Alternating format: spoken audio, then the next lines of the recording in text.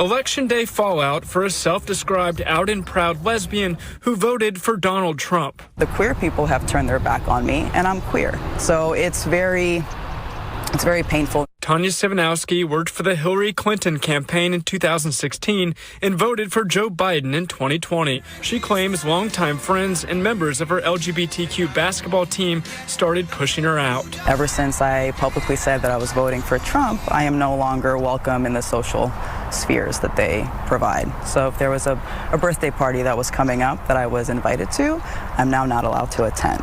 I think it is disgusting that someone can push me out of something that they liked me 2 weeks ago and now they don't just because I voted for someone. I'm not all of a sudden anti-gay now because I voted for Trump. I want to bring some humanity to this, and the only way that we will come together is if we actually just sit and have the hard talks.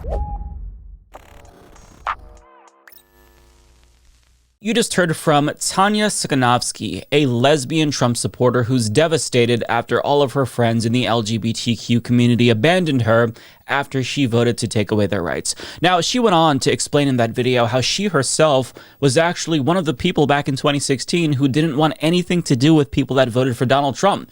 However, she now regrets being that way, but can't seem to understand why her own friends would take the same position that she once had. I guess empathy is something that she struggles with. Now, part of the reason why she feels like she's going to be okay as a lesbian under a second Trump term is because she doesn't actually think his policies are going to harm her. Per LGBTQ Nation, she also said, "I was a lesbian under the Trump presidency before, and my rights haven't changed." Right. So you're beginning to see how she rationalized this dumbass decision, because she is completely fucking oblivious. Go figure. What she doesn't realize is that Trump planted the seeds to one day fuck over LGBTQ plus people in a massive way. And even though you don't feel it now or didn't feel it while he was president the first time, I promise you, you will feel it one day. So let me break it down. Back in 1965, there was a Supreme Court case called Griswold v. Connecticut, which established the right to contraception based on an implied right to privacy in the Fourth Amendment. Now, this precedent was really important for queer people like Tanya, because since the Supreme Court determined that there was an implied right to privacy in the Constitution, it logically followed that there was a penumbra of other rights that emanated from that right to privacy, which included the right to an abortion, the right to interracial marriage, the right to gay marriage, and in part, the right to just be gay. And a lot of people don't know this, but bans on homosexuality weren't actually struck down until 2003. But why does all of this matter? Why am I talking about Griswold? Because the Supreme Court justices that Trump appointed dismantled the precedent established by Griswold by striking down Roe. And since Roe fell, now all of the other rights that were derived from that penumbra of rights established since Griswold will all likely fall now too. It's like the Jenga piece that was holding the entire stack together was removed, and now the whole tower is going to come tumbling down. And this doesn't just include marriage equality. It also includes the right to just be gay altogether. But don't take my word for it. Here's what Justice Clarence Thomas said in his concurring opinion in Dobbs. Quote, "In future cases, we should reconsider all of this court's substantive due process precedents, including Griswold, again, that's the right to contraception, Lawrence, that's the right to be gay, and Obergefell, that's gay marriage. Because any substantive due process decision is demonstrably erroneous, we have a duty to correct the error established in those precedents." So you can argue that the fate of marriage equality has already been sealed. The question is, how far will they go? Now, I'm not sure what state Tanya is from, but if they overturn Lawrence, that means that states will be able to effectively ban homosexuality again. Now, you can still be gay if this happens, but it would technically be illegal to have gay sex because they'd ban sodomy. Now, this doesn't just apply to gay men. It would also apply to lesbians too, since oral sex is included in the definition of sodomy. And technically it would affect straight people, but they're not going to go after straight people. But depending on the state that you're in, if you're out and proud and you're in a relationship and you're implying that you're sexually active, you're therefore tacitly also admitting that you're breaking state law. But Tanya decided to roll the dice and voted for Trump anyway because she doesn't think she lost any rights as a gay woman. But she did. Trump appointed 3 openly anti-LGBTQ plus Supreme Court justices who effectively gave business owners the right to discriminate against queer people under the pretense of religious liberty if the service that they provide includes creative expression. Just because she hasn't experienced that discrimination yet doesn't mean she won't if she tries to get married at a venue that's bigoted or have a baker make her a cake for her and her wife. But even though she hasn't felt it herself, she's got to know how devastating these past couple of years have been for her trans and non-binary siblings in the community. And I'm sure that she is aware of the GOP's tirade against them, unless she's been living under a rock, but she probably just doesn't care, since it doesn't affect her personally. Or perhaps she thinks that gays and lesbians will be spared from the GOP's wrath if she offers them trans people as a sacrificial lamb. But that's not how any of this works, Tanya. They're not just going to come for some of us in the LGBTQ plus community. They're going to come for all of us. Project 2025 has a plethora of policy recommendations that would impact all members of the LGBTQ community. Sam Lau of the Human Rights Campaign breaks it down. It promotes discrimination against LGBTQ plus people in every arena, from healthcare to education to the workplace. It undermines and attacks marriage equality by privileging different sex marriage in defiance of Obergefell v. Hodges. This includes allowing federally funded adoption and foster care providers to refuse to work with same-sex couples for LGBTQ plus people. It restores the Trump administration's discriminatory ban on transgender people serving in the military. It permits religious employees to refuse to work with LGBTQ plus colleagues and to refuse to serve LGBTQ plus customers and clients. Note that this is an expanded version of the Supreme Court case called 303 Creative that enabled discrimination against queer people for creative purposes. It also proposes adopting a federal Don't Say Trans law or policy, meaning that districts and educators who recognize and respect a student's gender identity by, for example, using their name and pronouns, would be denied federal education funding. It criminalizes and potentially jails teachers or school librarians who allow students to access books, movies, and other materials on LGBTQ plus people, classifying the librarians or teachers as sex offenders because of the false claim that any depiction of LGBTQ people is inherently pornography. It allows K through 12 schools to refuse free breakfast and lunch services to LGBTQ plus students from low-income families and withdraws financial support for medically necessary healthcare for transgender Americans through multiple funding streams impacting HIV/AIDS programs, public health research, health benefits for service members and their families, and more. This is what you voted for, Tanya, and it's why your LGBTQ plus friends now want nothing to do with you. You sold out your own community, but you didn't just do that, which would be bad enough. You also voted for mass deportation. You voted for tax cuts for the rich. You voted to take away the health care of people who got health insurance from the Affordable Care Act. You voted for a rapist who was besties with the notorious child sex trafficker named Jeffrey Epstein. Maybe Google him and see what I'm talking about there. But the question is, why would you do something like this? Why? How could you justify this vote, even though you know that there is a chance that you could lose your rights as a lesbian? What was going through your brain when you made this decision? And she explained her thinking in a radio interview with KFI AM. And as you can expect, it's pretty fucking mind-boggling. Everyone is trying to say that Trump is going to take gay rights away, which is not true.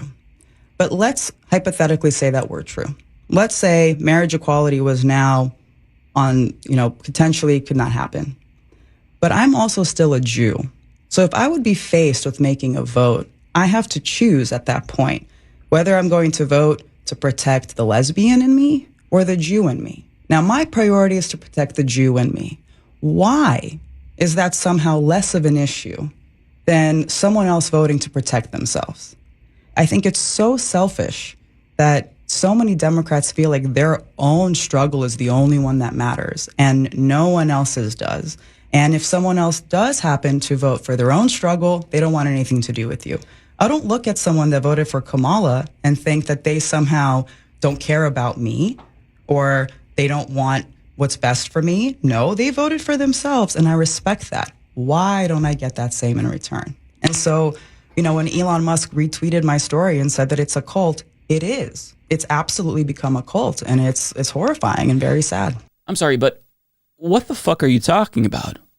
What rights would you lose as a Jewish woman by voting for Kamala Harris?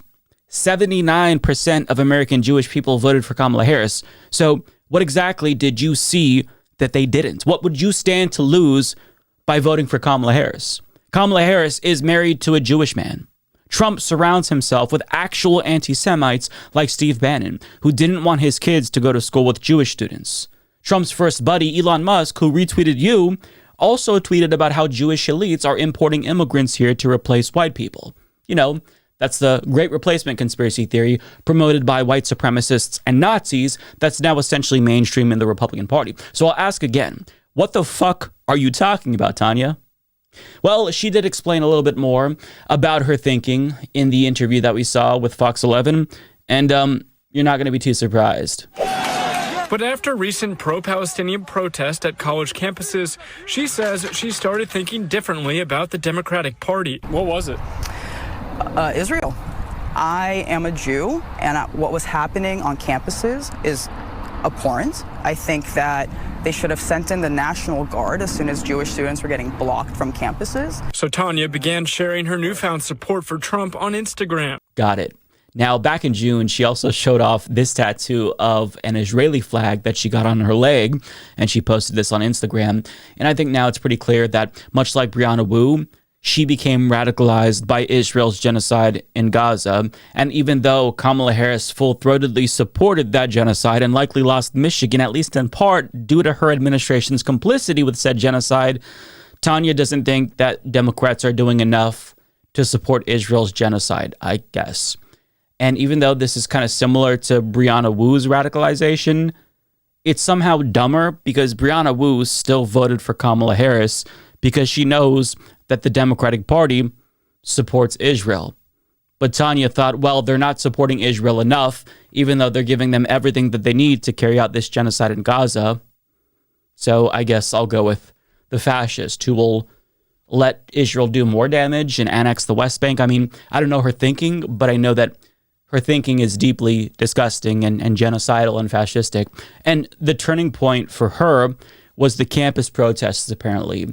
And as she said, she was mad that the National Guard wasn't sent in to crack the skulls of the student protesters. I mean, never mind the fact that Democratic Party leaders still had police violently bust up the protests, but she was mad that there wasn't more violence. I guess maybe if she saw blood, then her appetite for violence would have been satiated, and then maybe she would have felt comfortable voting for Kamala Harris. But I mean, this whole idea that Jewish students weren't allowed on campus at the time was complete horseshit. Many of those campus protests were literally led by Jewish students, and the viral videos that we saw of students not being allowed to pass were genocide-supporting antagonists who were trying to make their classmates look bad because they, like you, support the genocide in Gaza. By and large, those students were protesting a genocide, and their disgust with death and destruction of innocent Palestinians on a massive scale is what made Tanya vote for a fascist. Got it. So you're just a bad person. You're a shitty person. You're a genocide-supporting piece of shit that was radicalized by criticism of an apartheid government whose flag you tattooed on your leg. Say no more. But I mean, again, it's funny because you didn't have to actually vote for a fascist to support Israel, since both parties would continue to support Israel. They would continue to arm and fund the annihilation of an entire group of people. But you decided to vote for a fascist anyway because, let's face it, you like fascism. Just admit it. Just admit it. You made your decision, but now you have to live with that. Don't whine about losing all of your friends because they're not going to appreciate you voting to take away their rights because you wanted a president that, I guess, supported genocide more enthusiastically. I don't think that they're going to be able to sympathize with that position. But the good news is there's a lot of other uninformed idiots in this country that can maybe be your new friends. Like this person on Truth Social who realized that China isn't going to be the one who's going to be paying for Donald Trump's tariffs. Or there's this person who voted for Donald Trump and then told his family in their group chat that he learned in econ that grocery prices are actually going to increase because of Trump's tariffs. And then after finding out that that text went viral on Twitter, he got pissed off at the family member who shared it and then ended up making a fool of himself and got uninvited to Thanksgiving as a result. And as you can see, just continue to spiral after that and tried to confront his family and whatnot. I think that all of these people who are also in the finding out phase after fucking around would be great new friends for Tanya. Because like her, they're oblivious, they're uninformed, and lack empathy, as well as basic common sense. So maybe all of the dipshits who voted against their self-interest can form some little support group or something to cope with the rejection that they're now feeling after voting for a fascist. Because, I mean, if your other friends left you, then just look for new friends in new places. And you all have the fact that you voted for a fascist in common. Listen, here's what I'll say, which is so funny because I feel like I shouldn't have to say this, but nobody forced you to tell us who you were voting for. But anyone who has a MAGA family member or friend knows that these people who are part of the MAGA cult refuse to shut the fuck up about their love for Donald Trump. So you decided to broadcast your love of a fascist to the world. Don't be surprised when normal people are repulsed by that and push you away. Play stupid games, win stupid prizes. Play stupid games, win stupid prizes. Play stupid games, win stupid prizes. Play stupid games. F around and find out. Play stupid games, win stupid prizes. Play stupid games, win stupid prizes. Play stupid games, win stupid prizes. Play stupid game. Pride. Trans rights are human rights. It is necessary to push trans on the kids. Pride.